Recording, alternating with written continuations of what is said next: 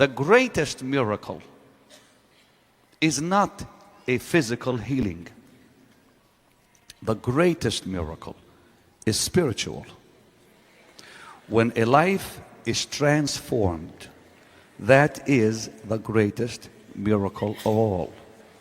That is the number one miracle. We are only aware, you and I are only aware of the physical realm we live in. We're aware of our bodies when we feel pain or when we see something or hear something. We live because we can feel, because we can touch, we can smell, we can taste. These individuals who live that type of life in the flesh, they're controlled by everything they see, hear, touch, smell, and so on. But within this body of yours and mine is the real you. The real you. The one you cannot see in the mirror. Only God sees that person. Your body, if you look at your hands or you look at yourself, all you're looking at is a shell. If I wore a glove on my hand tonight, if I wore a glove and held the mic with the hand, well, you and I know it's not the glove holding it. We know that. But all you see is the glove, but the real hand within the glove is holding the microphone. Think about your body as the glove. One day, the glove will come off. It's just a glove, no life to it. You'll throw it away. But the hand is still there holding the microphone. The body is only the glove. We put so much into that glove. We take care of it. We feed it. We give it vitamins. We walk to keep the heart of that glove pumping blood into it. Most of our time is spent taking care of a glove. Every morning you go running around the block, or you walk your treadmill, or you make sure to eat breakfast and take your vitamins and make sure everything is just right with the glove. But the hand in the glove, nobody pays attention to it. Very few do. The moment Jesus Christ comes into this body we call a glove, he becomes one with the real person. And again, I want to help you here to understand this. The real you is like the hand inside a glove. It's the real one. It's the real person. The glove cannot hear God, cannot see God, can't even understand His word because it's only a glove. What good is it? Nothing. But the person within this glove can pray, can listen to God, can read His word and be fed. So many people ignore this person within, not realizing one thing. If this person, if the glove inside of you does not know God, it is speedily moving towards destruction. We're all aware of our bodies going towards death. We're all aware that we're growing old and weak every day, but nobody is aware of the fact that the spirit of man is moving faster than the body towards destruction. The body one day will go to the grave and become dust, but the real you will never die. What you give it today, you give it forever.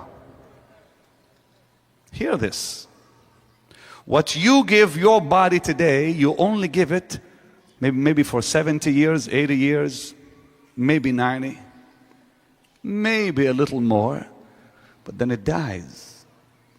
Everything you put in your body will die in the next few years. And really they are a few years. Even if it's 100 years, they're really only a few years. But whatever you put in your spirit, you put in that person forever. It will never leave your spirit. So many people ignore the real man on the inside. They forget that the real man on the inside is eternal. It will live forever. But there's a question that all of us must ask. Where will it live? It will live forever. That is correct. Nobody in this building will ever die. None of you will ever die. Think about this, about that for just a moment. Nobody here will die. You will live forever. There is no end for you. You will never end. Our bodies are programmed to end. Everybody thinks about the finish line. Life itself is programmed around start and finish. But the real man inside will never finish. You'll go on and on and on and on and on and on. In fact, if you try to think about it, your mind cannot. Because the mind is programmed to begin and to end. If you think beyond that, you say, no, you'll put your hand over your head and say, I can't think about it. I just can't handle that. You know why you cannot? You cannot because the mind cannot. Only the Spirit can. So where are you going? Are you going to heaven to be with God? And if you say yes, what assurance do you have? How do you know? Did an angel come and tell you you're going to heaven? Or is it your grandmother? Maybe your mother. What assurance do you have you're going to heaven? You think you know. The Bible says, make your election sure. Everybody knows where we're going to physically, but you better have absolute assurance, absolute confidence, without a doubt, not a thread of doubt in your mind about what we're talking about here. Where are you going is the first question, and the second question, how do you know you're going there? Who told you? You may say God, you may say Jesus, but how really do you know? How does God talk? Does He talk to our mind? No, He doesn't. Do you hear a voice that says, you're saved, all right, you're going to heaven, be assured, now calm down? No, that's not the way it happens. If you're really going to heaven, you know that you know that you know that you know that you know that you know. But if you ever say to yourself, am I? You're not. Nobody going to heaven will ever question it. If you question it, it's because you're not going there. For the Bible says we have a blessed assurance. We have an assurance of salvation. We insure our body. We buy insurance for the glove. You better get assurance for the spirit. Assurance is much better than insurance, and it's free. Everybody buys insurance to ensure that the glove will be okay. My friend, the gift of salvation is free. You don't have to go and look for an agent to sell it to you. Blessed assurance, Jesus is mine. That's the greatest assurance you can have. But now let me talk to those of you that do not know the Lord. Those of you who think you are here by chance. Nobody is here by chance. No. Your mom didn't bring you. Your friends didn't bring you. God used your mother and friends to get you here.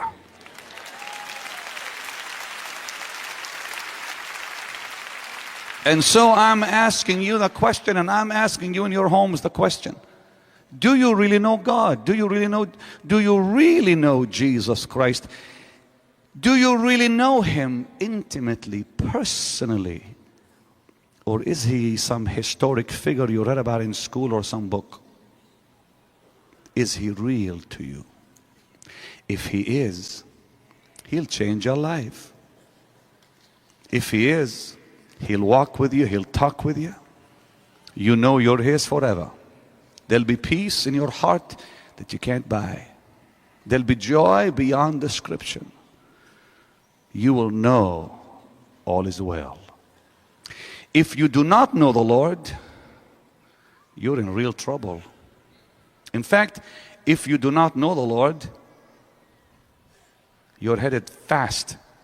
You are headed fast towards disaster, destruction. I know some people don't like me to talk like that, but you got to understand, I'm telling you the truth. There is no gray with God. It's only black or white. There's no maybe. It's yes or no. Heaven or hell, God or the devil, light or darkness. You choose. You choose. So tonight is the night you choose. And do not wait till tomorrow. Tomorrow may never come your way. This is the night. The Bible says today is the day of salvation. Now. You see, somebody may say, well, now, Lord, I am not ready for you now. Just come back next week. Maybe I'll think about you. He's God. You're not. You don't tell God to come back tomorrow or next week. He tells you when to come. The Bible says there'll be a day when people will call and He'll not answer. Isaiah says, call upon Him while He's near. Seek Him while He's close. Do not wait till God is far from your life. Tonight He's close. Jesus tonight is closer to you than the air you're breathing. Please do not wait till He's far from you.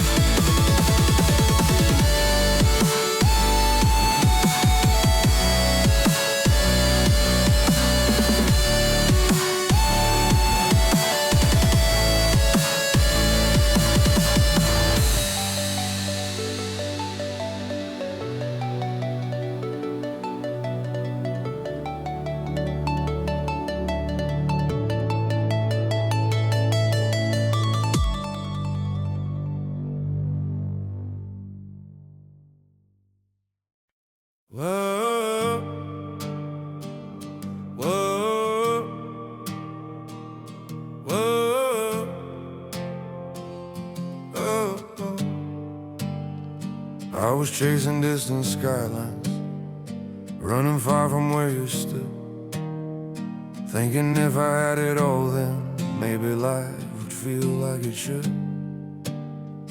Every road kept pulling forward, every dream was somewhere new, but I never saw the pieces were all leading back to you. I tried to hold the whole wide world, every star, every view, but every piece I ever found was just another part of you. Every step, every mile, every dream I thought I knew led me back to where you are. My whole world was you. All the things I thought I needed started fading one by one, when I saw that all my reasons ended where we'd begun. I tried to hold the whole wide world, every star, every view, but every piece I ever found was just another part of you. Every step, every mile, every dream I thought I knew led me back to where you are. My whole world was you. If I had just turned around sooner, I would have seen it clear. Everything I ever searched for was already right here. I don't need the whole wide world, I don't need a sky so blue. Every piece of life I want is already in you. Every road now feels like home, every dream has come in view. I was lost until I found my home.